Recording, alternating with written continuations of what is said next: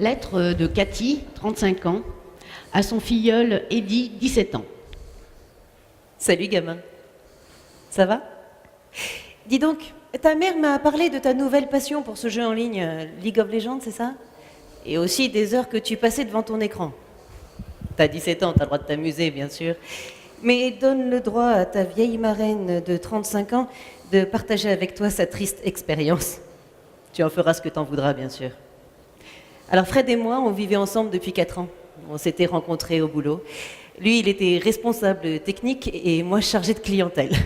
Bref, un bon début de vie professionnelle, un bel appartement, des amis, de la famille. Tout pour être heureux et épanoui. Jusqu'au jour où...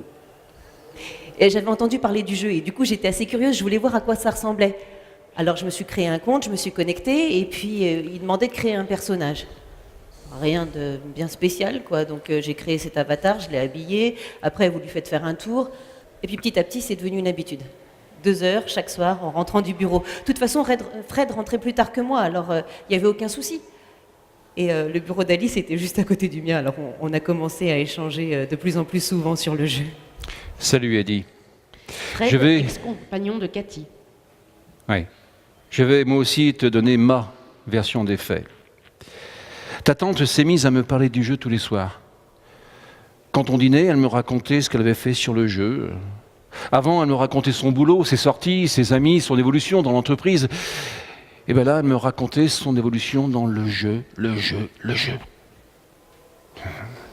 Et j'ai réalisé qu'il y avait un début de problème le jour où elle s'est relevée en pleine nuit.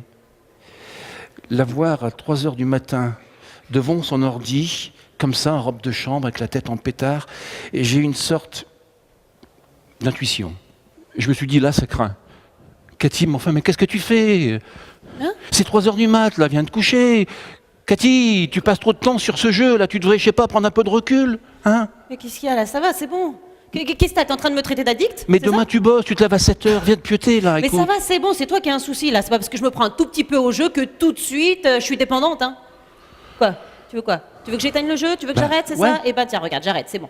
Eh Toi, ben, t'as tort. Tu veux que j'éteigne l'ordi aussi? J'éteins l'ordi, regarde, ça va, c'est bon, pas de panique. Bon, cette nuit-là, je suis allée me coucher et j'avoue ne pas trop avoir pensé au jeu. Mais le lendemain matin, en arrivant au bureau, j'avais qu'une idée, c'était de me connecter, j'étais comme ça. C'est à partir de ce moment-là que tout a basculé, je crois, en fait.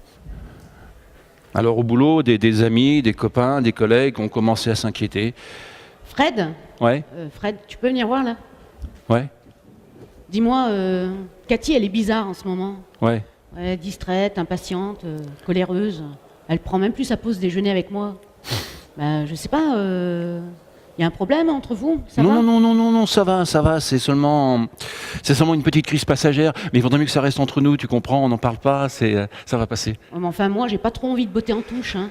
Je vois bien qu'il y a un problème, et puis, si on en parlait, je sais pas moi, aux collègues, au manager... Non, au manager, non mais ça va pas, non, au manager. Il va faire quoi le manager? Il va la convoquer, elle va avoir des problèmes, c'est sûr, Cathy. Ou pire, le manager, ils vont en parler là-haut au boss, hein. Et résultat, Cathy, elle se fait virer. Non, tu la fermes, je te dis. Je sais pas, on pourrait l'emmener devant le médecin du travail. Médecin du travail maintenant. Non mais oh, elle est pas malade, Cathy.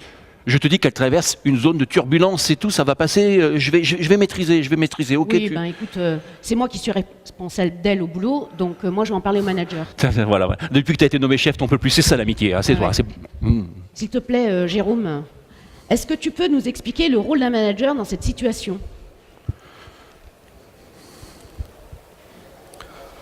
Le premier rôle du manager, ça va être un rôle d'accompagnement. On a tous conscience aujourd'hui que l'entreprise va bien quand les salariés vont bien. C'est quelque chose qui est aujourd'hui partagé par tous les encadrants de notre entreprise. Donc voilà, le rôle, ça va être de proposer un accompagnement par le biais du médecin du travail, ça va être de pouvoir proposer la constitution de groupes d'accompagnement autour également de l'assistante sociale, de l'infirmière, tous les acteurs qui vont pouvoir permettre d'apporter des éléments de réponse et d'aide à la personne pour lequel on identifie des difficultés. Je vous remercie. Docteur Aubert, puisque vous êtes là, est-ce que vous pouvez expliquer votre rôle dans ce cas? Le médecin du travail confronté à ce genre de situation va avoir un double rôle. Premièrement, un rôle médical, un rôle de médecin, donc avec un humanisme, un rôle d'écoute, un rôle d'accompagnement, un rôle de compréhension, un rôle d'orientation, mais également un rôle de médecin du travail, c'est-à-dire un rôle donc d'adaptation de poste qui peuvent aller donc jusqu'à des restrictions, jusqu'à des inaptitudes si l'état de santé est trop dégradé. Ouais, j'ai perdu pied en fait. Drogue, je crois que c'est le bon mot. Je vivais plus que par le jeu. Je pensais jeu, je rêvais jeu. Et le pire, c'est que plus je regardais mon personnage dans le jeu, mon avatar, plus je me disais, elle correspond exactement à ce que je voudrais et à ce que je devrais être. C'est un cercle vicieux en fait. Aujourd'hui, je sais, j'ai compris des choses.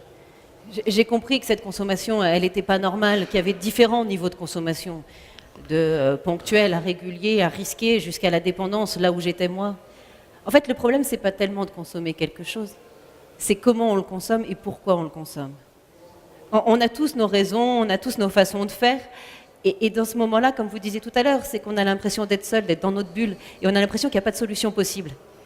Et en fait, si. Maintenant, je le sais. Je sais qu'à chaque cas, il y a une solution. Et qu'il y a une porte qui peut s'ouvrir. La preuve en est, c'est qu'aujourd'hui, je vais bien. Mais à l'époque, je ne le savais pas, j'en avais même pas conscience, quoi, en fait.